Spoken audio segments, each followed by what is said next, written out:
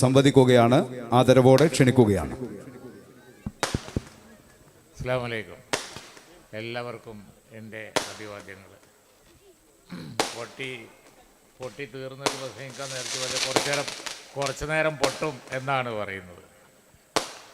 നിങ്ങളുടെ ആവേശം അലതല്ലുന്ന ഈ യോഗത്തിൽ വന്ന് സംബന്ധിച്ച് കക്കഞ്ചേരി ശിഹാബ് തങ്ങൾ സെൻറ്റർ ഉദ്ഘാടനം അള്ളാഹുവിൻ്റെ നാമത്തിൽ നിർവഹിക്കുന്നതായി അറിയിക്കുന്നു. എല്ലാവർക്കും നിങ്ങളുടെ ആവേശത്തിൻ്റെ ഊക്കുകൊണ്ട് തന്നെയാണ് 1-ാം തീയതി ക്യാൻസലായിട്ട് പിന്നെയും ഇല്ലാത്ത സമയമുണ്ടാക്കി കക്കഞ്ചേരിയിൽ വരേണ്ടി വന്നത്. കക്കഞ്ചേരിയിലെ പ്രവർത്തകന്മാരുടെ ആ ആവേശം എന്ത് പ്രതിബന്ധമുണ്ടായാലും വിജയത്തിൽ മാത്രമേ കലാശിക്കുള്ളൂ എന്നുള്ളത് നമുക്കൊക്കെ ആവേശം തരുന്ന ഒന്നാണ്.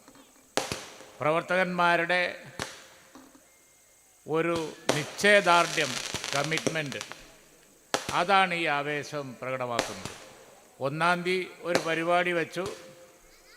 അന്ന് മുഖ്യമന്ത്രി വിളിച്ച യോഗത്തിന് ഞാൻ പോയി. പക്ഷേ നമ്മുടെ നേതാക്കന്മാർ വീട്ടിൽ വന്ന് പറഞ്ഞു, എന്നായാലും തിരക്കില്ല, പരിപാടി വെച്ചേ പറ്റൂ. അങ്ങനെയാണ് റസാഖ് മാഷുക്കും അതുപോലെ ജില്ലാ നേതാക്കന്മാർക്കും ഒപ്പക്കൊട്ടിക്കും ബാക്കി ആളുകൾക്കൊക്കെ ഞാൻ ഈ ഡേറ്റ് വീണ്ടും റീകൺഫേം ചെയ്ത് കൊടുത്തു.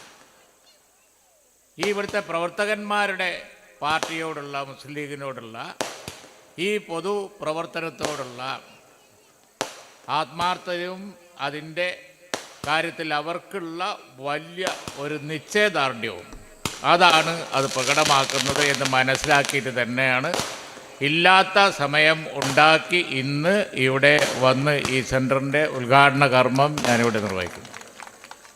നമ്മുടെ ഈ ഭാഗങ്ങളിലൊക്കെ കാലങ്ങളുടെ വെല്ലുവിളി സ്വീകരിച്ച് മുസ്ലിം ലീഗിൻ്റെ പ്രവർത്തനം നടത്തുന്നവരാണ് എന്ന് എനിക്ക് നല്ലപോലെ അറിയാം. ശിഹാബ് തങ്ങൾ ഉണ്ടായിരുന്ന കാലത്ത്, അത് കഴിഞ്ഞ് ബഹുമാനായ ഹൈദരലി ശിഹാബ് തങ്ങളുടെ കാലത്ത്, ഇപ്പോൾ സെയ്ദ് സാദിഖ് അലി ശിഹാബ് തങ്ങളുടെ കാലത്തുമൊക്കെ തലമുറകൾ മാറി വരുന്നുണ്ട്. നമുക്കറിയാം, തലമുറകൾ മാറും. ഇന്നലെ കണ്ടവരുന്നുണ്ടാവില്ല, ഇന്ന് കാണുന്നവർ നാളെ ഉണ്ടാവില്ല.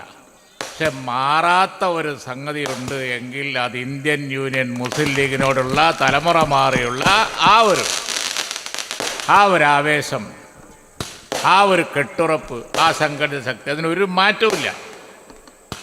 കുറേ പതിറ്റാണ്ടുകളായി മുസ്ലിം ലീഗിൻ്റെ ഇവിടുത്തെ പൊതുയോഗങ്ങൾ ഞാൻ കാണുന്നുണ്ട്, ഇവിടുത്തെ സ്വീകരണങ്ങൾ ഞാൻ കാണുന്നുണ്ട്, ഇവിടുത്തെ ബൈക്ക് റാലി, ബൈക്ക് കൊണ്ട് വന്ന് തടസ്സം ഉണ്ടാക്കി പോകാൻ അനുവദിക്കാതെ പ്രവർത്തകന്മാർ നിൽക്കുന്ന പരിപാടി, അതൊക്കെ നല്ല പോലെ അറിയാം. അതൊക്കെ പ്രവർത്തകന്മാർ തലമുറ മാറിയും അത് വീണ്ടും നിലനിൽക്കുന്നു. തലമുറ മാറി നിലനിൽക്കുന്നതാണ് അത്ഭുതകരമായ കാര്യം. നമുക്കറിയാം, ഈ അടുത്ത സമയത്ത് ഇവിടെ ഒരു പാർലമെൻറ്റ് തെരഞ്ഞെടുപ്പ് കഴിഞ്ഞു. ആ പാർലമെൻറ്റ് തെരഞ്ഞെടുപ്പിൽ ഇന്ത്യൻ നാഷണൽ കോൺഗ്രസിൻ്റെ കരുത്തുറ്റ സ്ഥാനാർത്ഥികളെ നമ്മളിവിടുന്ന് ഒരു പറഞ്ഞയച്ചിട്ടുണ്ട്. രാജകീയമായ പറഞ്ഞയക്കലാണ് നിങ്ങൾ പറഞ്ഞയച്ചത്. രാജകീയമായ, കേരളം ശ്രദ്ധിച്ചു, രാജ്യം ശ്രദ്ധിച്ചു, ലോകം മുഴുവൻ ശ്രദ്ധിച്ചു. ഷാഫിയൊക്കെ അവിടെ നേടിയ വിജയം, രാഘവൻ ഇവിടെ നേടിയ വിജയം, വയനാട്ടിൽ പ്രിയങ്ക ഗാന്ധി, രാഹുൽ ഗാന്ധി ആദ്യം, പിന്നെ പ്രിയങ്ക ഗാന്ധി നേടിയ വിജയം, ഇതൊക്കെ ഞങ്ങളുണ്ട് ഇവിടെ മതേതര പാതയിൽ സഞ്ചരിക്കാൻ. ഞങ്ങളുണ്ട് ഇവിടെ കരുത്തുറ്റ അണികളുമായി, കരുത്തുറ്റ ഒരു പാർട്ടി. ആ പാർട്ടിയുടെ പേരാണ് ഇന്ത്യൻ യൂണിയൻ മുസ്ലിം ലീഗ്. ഇങ്ങോട്ട് വന്നാൽ മതി, ഞങ്ങൾ അങ്ങോട്ട് പറഞ്ഞയച്ചു തരാം എന്ന് ഇന്ത്യയിൽ ഒരു ഘട്ടത്തിൽ ശ്രീ രാഹുൽ ഗാന്ധിയോട് പറഞ്ഞ പാർട്ടിയാണ് ഇന്ത്യൻ യൂണിയൻ മുസ്ലിം ലീഗ്, നമുക്കറിയാം. അപ്പോൾ ആ ഒരു മതേതരത്വത്തിനോടുള്ള ഒരു കമ്മിറ്റ്മെൻറ്റാണത്, നല്ല രാഷ്ട്രീയത്തിനോടുള്ള ഒരു കമ്മിറ്റ്മെൻറ്റാണ്. പലരും റെയിൽ തെറ്റി, ഇവിടെ CPM റെയിൽ തെറ്റി, നമുക്കറിയാം. കാരണം അവരിപ്പോൾ പഴയ ഐഡിയോളജി വെച്ചല്ല പോണത്. നമ്മളിപ്പോഴും ഐക്യം, അതുപോലെ സൗഹൃദം, അതുപോലെ തന്നെ രാജ്യത്തിൻ്റെ കെട്ടുറപ്പ്, ഭദ്രത, പൊതുപ്രവർത്തനം, അതുപോലെയുള്ള കാര്യങ്ങൾ ഉയർത്തിപ്പിടിച്ച് മതസൗഹാർദ്ദം, മതേതരത്വം, ഇവിടെ ക്രിസ്ത്യൻ ഭിന്നത പാടില്ല, ഹിന്ദു ഭിന്നത പാടില്ല, മുസ്ലിം ഭിന്നത പാടില്ല, അവശ പിന്നോക്ക ന്യൂനപക്ഷ ജനവിഭാഗങ്ങൾ അവരൊക്കെ ഒറ്റക്കെട്ടായി നിൽക്കണം. ഈ വക പണ്ട് പറഞ്ഞിരുന്ന കാര്യങ്ങൾ തന്നെ ഇപ്പോഴും പറഞ്ഞ് രാഷ്ട്രീയം നടത്തി പോകണം. നമ്മൾ ജീവകാരുണ്യ പ്രവർത്തനങ്ങൾ നടത്തുന്നു. ഇവിടെ സി സെൻറ്ററിൻ്റെ വക്താക്കളാണുള്ളത്. അതുപോലെ മറ്റു ജീവകാരുണ്യ പ്രവർത്തനങ്ങൾ നടത്തുന്ന വ്യക്തികളാണ് ഈ വേദി നിറയെ ഉള്ളത്. നമുക്കറിയാം. ഞാൻ പേരെടുത്ത് പറഞ്ഞ് അവരെ വീണ്ടും വീണ്ടും ആവർത്തിക്കാനല്ല. പക്ഷേ ഓരോ ലീഗ് പ്രവർത്തകനും ഓരോ ജീവകാരുണ്യ പ്രവർത്തനങ്ങളുടെ വക്താവാണ്. അതിന് പ്രവർത്തകന്മാർ കൊടുക്കുന്ന പിന്തുണ. 1-ാം തീയതി ഇപ്പോൾ മുഖ്യമന്ത്രി വിളിച്ച യോഗത്തിലേക്ക് ആണ് ഇവിടുത്തെ പരിപാടിക്ക് വരാതെ പോയതെന്ന് ഞാൻ പറഞ്ഞല്ലോ. ഞാൻ അന്തസ്സോടുകൂടി പറയട്ടെ, ഞങ്ങൾ 100 എത്ര വീട് വേണമെങ്കിലും ഒറ്റക്ക് ചെയ്തു കൊടുക്കാൻ ഞങ്ങൾ തയ്യാറാണ് എന്ന് ഉറച്ചു പറയാൻ പറ്റിയ പാർട്ടി അതിൻ്റെ വക്താവായതുകൊണ്ടാണ് ആ യോഗത്തിൽ, അതിൻ്റെ ഒരു പ്രതിനിധി ആയതുകൊണ്ടാണ് ആ യോഗത്തിൽ നിർബന്ധമായും പങ്കെടുക്കണം എന്ന് എന്നോട് സയ്യിദ് സാദിഖ് അലി ശിഹാബ് തങ്ങൾ പറഞ്ഞത്. കാരണം എന്താ, നമ്മളെ പ്രവർത്തകന്മാർ ആ ജാതി സപ്പോർട്ടാണ് തന്നത്. വയനാട് ദുരന്തം ഉണ്ടായപ്പോൾ നമുക്കറിയാലോ, കോടിക്കണക്കിന് ഉറുപ്പിയാണ് നമ്മുടെ പ്രവർത്തകന്മാർ ആ കാര്യത്തിൽ പുനരധിവാസത്തിന് വേണ്ടി കൊടുത്തത്. ഗവൺമെൻറ് ആ പുനരധിവാസത്തിൻ്റെ പ്രവർത്തനങ്ങളിൽ താമസമുണ്ടാക്കുന്നുണ്ടോ എന്ന് നോക്കി, അതുപോലെ തന്നെ കാര്യങ്ങൾ ചെയ്യുന്നുണ്ടോ എന്ന് നോക്കി കണ്ണിൽ എണ്ണയൊഴിച്ച് കാത്തിരിക്കുന്ന പാർട്ടിയാണ് ഇന്ത്യൻ യൂണിയൻ മുസ്ലിം ലീഗ്. ഉണ്ടെങ്കിൽ നമ്മുടെ കമ്മിറ്റ്മെൻറ്റ് ചെയ്യാൻ നമ്മൾ തയ്യാറാണ്, എപ്പോഴും നമ്മൾ തയ്യാറാണ് എന്ന് ഉച്ചയിസ്ത്രം പ്രഖ്യാപിക്കാൻ നമുക്ക് കഴിയും. അപ്പോൾ ഇങ്ങനെ പ്രവർത്തകന്മാർ ആ ഒരു കാര്യത്തിൽ സന്നിഗ്ധ ഘട്ടത്തിൽ തന്ന പിന്തുണയാണ് ഞാൻ പറയുന്നത്. പാർട്ടി പ്രവർത്തകന്മാർ കോടിക്കണക്കിന് ഉറുപ്പിക അവർ കളക്ട് ചെയ്ത് കൊടുത്തു. മറ്റു രാഷ്ട്രീയ പാർട്ടികൾക്ക് പലർക്കും കഴിഞ്ഞിട്ടില്ല, പക്ഷെ നമുക്ക് കഴിയുന്നു. സംഘടിത ശക്തി ഇന്നും ഭദ്രമായതുകൊണ്ട് തെരഞ്ഞെടുപ്പ് വന്നാൽ ആരെയും ജയിപ്പിച്ചേക്കാൻ ഇന്ത്യൻ യൂണിയൻ മുസ്ലിം ലീഗിന് സാധിക്കുന്നു. മാത്രമല്ല, ഭരണം ഉണ്ടെങ്കിലും ഭരണം ഇല്ലെങ്കിലുമൊക്കെ ഒരേപോലെ നിന്ന് സംഘടിതമായി ജനങ്ങളുടെ പ്രശ്നം കൈകാര്യം ചെയ്യാൻ പറ്റുന്ന ഒരു പാർട്ടി ഇവിടെ ഉണ്ട് എങ്കിൽ അത് ഇന്ത്യൻ യൂണിയൻ മുസ്ലിം ലീഗാണ് എന്ന് ഭരണമില്ലാത്ത കഴിഞ്ഞ 10 വർഷമായും നമ്മൾ തെളിയിച്ചുകൊണ്ടിരിക്കുക. ഇനി ഞങ്ങൾ വിടൂല, യാതൊരു സംശയം വേണ്ട. ഭരണം ഇനി UDFൻ്റെ കയ്യിൽ തന്നെ വരും എന്നുള്ള കാര്യത്തിൽ യാതൊരു സംശയവുമില്ല. അതുപോലെ തന്നെ പഞ്ചായത്ത് തെരഞ്ഞെടുപ്പ് വരികയാണ്. ആരാണ് ജനങ്ങൾക്ക് ഈ അധികാരം പകർന്നു കൊടുത്തത്? അതിനുവേണ്ടി പോരാടിയത് ബാപ്പു ഗുരുക്കളാണ്, അഹമ്മദ് ഗുരുക്കളാണ്. അതിനുവേണ്ടി പോരാടിയത് നഹാ സാഹിബാണ്. പിന്നെ ലീഗ് എപ്പോൾ അധികാരത്തിൽ വന്നോ അപ്പോൾ ഒക്കെ പഞ്ചായത്ത് നമ്മളെ കൂടെ ഉണ്ട്, വകുപ്പ് നമ്മളെ കൂടെ ഉണ്ട്. കാരണം എന്താ, നമ്മൾ ഉദ്ദേശിക്കുന്നത് ജനങ്ങളുടെ പ്രശ്നം പരിഹരിക്കാനാണ്. പഞ്ചായത്ത് എന്ന അധികാരം ജനങ്ങൾക്ക് കൊടുത്തിട്ട് അതിനെ പ്രോത്സാഹിപ്പിക്കലായിരുന്നു നമ്മളെ പണി. എന്നാൽ ഇപ്പോഴത്തെ ഗവൺമെൻറ്റിൻ്റെ മാതിരിയല്ല.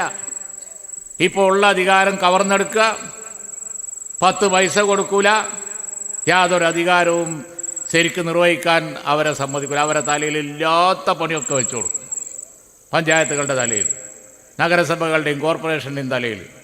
എന്നിട്ട് 10 പൈസ കൊടുക്കൂല. ഇതാ നമ്മളെ സമയത്ത് അങ്ങനെ ആയിരുന്നില്ല. വിദ്യാഭ്യാസ വകുപ്പ് എപ്പോൾ ലീഗ് അധികാരത്തിൽ വന്നോ അപ്പോഴൊക്കെ, UDF അധികാരത്തിൽ വരുമ്പോൾ അപ്പോഴൊക്കെ വിദ്യാഭ്യാസ വകുപ്പ് എടുത്ത് നമ്മളെന്താ ചെയ്തുകൊണ്ടിരുന്നത്? ഈ നാട്ടിലെ ജനങ്ങളെ മാറ്റിയെടുക്കുകയായിരുന്നു. മാറിയില്ലേ? പുതിയ തലമുറ നോക്കൂ. വിദ്യാഭ്യാസമുള്ളവരും എഞ്ചിനീയർമാരും പ്രൊഫഷണലായിട്ട് പാസ്സായവരും ബാക്കിയുള്ളവരും ഒക്കെ മെഡിക്കൽ കോളേജ് സ്റ്റുഡൻസും ഒക്കെ ഇപ്പോഴും MSFൽ നിൽക്കുന്നു, ലീഗിൽ നിൽക്കുന്നു, പുതിയ തലമുറയിൽ നിൽക്കുന്നു. എന്താ കാരണം? അവർ ഈ ചരിത്രം പഠിക്കുന്നുണ്ട്. കഴിഞ്ഞ ഏതാനും പതിറ്റാണ്ടുകളായിട്ട് ഈ നാട്ടിൽ നടന്ന മാറ്റം. ഇവിടെ ഷിബു മീരാനുണ്ട്, കാര്യങ്ങൾ പറയും. കഴിഞ്ഞ കുറച്ച് കാലമായി ഈ നാട്ടിൽ വന്ന പരിവർത്തനം എന്താ ചില്ലറയാണോ? ഒരു നാട്ടിലും വന്നിട്ടില്ല, ഇന്ത്യയിലെ ഒരു സംസ്ഥാനത്തും വന്നിട്ടില്ല. നമുക്കൊക്കെ അറിയാം. അവിടെയൊക്കെയുള്ള ഇപ്പോഴുള്ള ജനങ്ങളുടെ സ്ഥിതി നമുക്കറിയാം. അവിടെയൊക്കെയുള്ള അധസ്ഥിതരായ പാവപ്പെട്ട ബാക്ക്വേർഡ് കമ്മ്യൂണിറ്റീസിൻ്റെ കാര്യങ്ങൾ നമുക്കറിയാം. അവിടെയുള്ള ന്യൂനപക്ഷത്തിൻ്റെ കാര്യം പിന്നെ പറയുകയും വേണ്ട. പക്ഷേ ഇവിടെ ഈ കേരളത്തിൽ വന്ന മാറ്റം, ആ മാറ്റം ബംഗാളിലുണ്ടാക്കാൻ CPMന് കഴിഞ്ഞോ? ആ മാറ്റം ബംഗാളിൽ വർഷങ്ങൾ, പതിറ്റാണ്ടുകൾ ഒന്നിച്ച് ഭരിച്ചിട്ടും ഒരു പരിവർത്തനമുണ്ടാക്കാൻ CPM-നോ ഇടതുമുന്നണിക്കോ കഴിഞ്ഞോ? എന്ന പിന്നോക്ക ന്യൂനപക്ഷ ജനവിഭാഗങ്ങൾ സംഘടിതമായി ശബ്ദമുയർത്തിയ ഈ കേരളത്തിൽ ഇതാ നമ്മൾ തലമുറകളെ പുരോഗതിയിലേക്ക് നയിച്ചിരിക്കുന്നു. ഇന്ന് സാമ്പത്തികമായി വലിയ പരിവർത്തനം ജനങ്ങൾക്ക് വന്നു, എല്ലാവർക്കും വന്നു. അതാണ് പ്രധാനം. ബംഗാളിലെ വികസനം സച്ചാർ കമ്മിറ്റി പറഞ്ഞതുപോലെ ഇലക്ട്രിസിറ്റി കണക്ഷൻ ഇങ്ങനെ പോയിട്ട് ഒരു പ്രത്യേക സ്ഥലത്തെത്തുമ്പോൾ, മൈനോറിറ്റീസ് താമസിക്കുന്ന സ്ഥലത്തെത്തുമ്പോൾ കണക്ഷൻ അവിടെ നിൽക്കും, അവിടെ കറണ്ട് ഉണ്ടാവില്ല. പക്ഷേ ആ വികസനം കേരളത്തിൽ അങ്ങനെ ആവാതിരുന്നത് നിങ്ങൾ ഇടയ്ക്കിടയ്ക്ക് വരുമെങ്കിലും അത് കഴിഞ്ഞ് പിന്നെ ഇന്ത്യൻ യൂണിയൻ മുസ്ലിം ലീഗ് കൂടി ഉൾക്കൊണ്ട UDF അധികാരത്തിൽ വരുന്നത് കൊണ്ടാണ് അതിവിടെ ഇല്ലാതെ പോയത്. അല്ലെങ്കിൽ നിങ്ങൾ കേരളത്തെയും ബംഗാൾ പോലെ ആക്കും. ഇപ്പോൾ 10 കൊല്ലമായിട്ട് സ്കൂൾ കൊടുത്തോ, കോളേജ് കൊടുത്തോ? 10 കൊല്ലമായിട്ട് എന്താ റോഡുകളുടെ സ്ഥിതി, വികസനത്തിൻ്റെ സ്ഥിതി? ഇന്ത്യ ഒട്ടാകെയുള്ള ഒരു ദേശീയപാത കേന്ദ്രത്തിൽ നിന്ന് ധാരാളം ഫണ്ട് വരുന്നതുകൊണ്ട് ആ ദേശീയപാത മാത്രമുണ്ട്, ഇടിച്ച് പൊളിച്ച് എല്ലാം അങ്ങോട്ട് പോകുന്നുണ്ട്. പക്ഷേ നാടിൻ്റെ മൊത്തത്തിലുള്ള വികസനങ്ങൾ മുഴുവൻ മുരടിച്ച് നിൽക്കുന്നു. ഈ സ്ഥിതി നമുക്ക് മാറ്റണം, ഈ ദുസ്ഥിതി നമുക്ക് മാറ്റണം, മാറ്റിയേ തീരുള്ളൂ. അല്ലെങ്കിൽ കേരളത്തിൻ്റെ സ്ഥിതി ബംഗാൾ പോലെയാവും, അല്ലെങ്കിൽ കേരളത്തിൻ്റെ സ്ഥിതി UP പോലെയാവും. ഇപ്പോൾ മുസ്ലിം ലീഗ് അതിൻ്റെ സൗഹൃദ രാഷ്ട്രീയത്തിൽ ഉറച്ചു നിൽക്കുന്നു. സാദിഖ് അലി ശിഹാബ് തങ്ങൾ പ്രസിഡൻ്റായ ഉടനെ സൗഹൃദ സന്ദേശയാത്ര നടത്തി. നമ്മൾ സൗഹൃദ രാഷ്ട്രീയത്തിൽ ഉറച്ചു നിൽക്കുന്നു. എന്നാൽ എങ്ങനെയെങ്കിലും ഭിന്നിപ്പിക്കാൻ നോക്കുന്നു. ആര്? ഇവിടെ BJP രാഷ്ട്രീയം നമുക്ക് മനസ്സിലാക്കാം. അവരുടെ പ്രിൻസിപ്പിൾ തന്നെ അതാണ്.